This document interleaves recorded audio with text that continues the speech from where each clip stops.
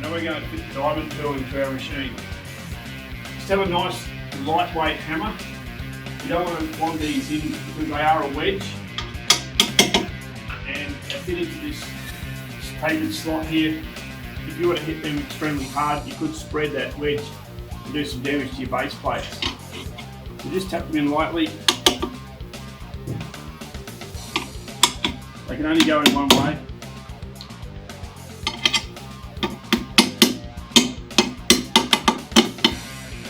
We're going to put 9 diamond shoes on, although these plates could take doubles, a double set, as in 18.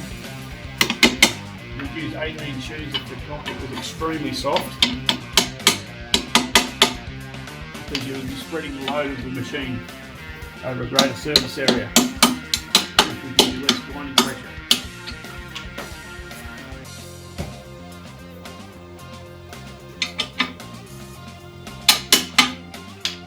Three things that determine productivity with diamonds are the grit.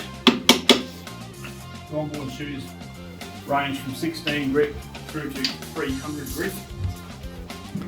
The next thing is the bond, which determines productivity.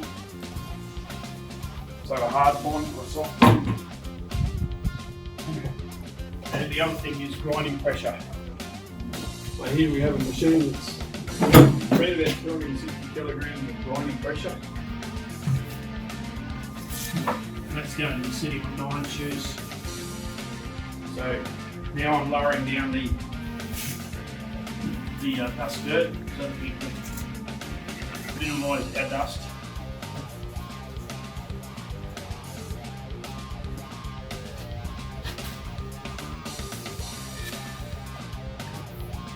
Get yourself comfortable for height.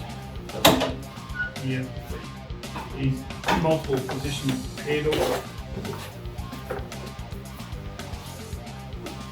We'll connect our vacuum in here.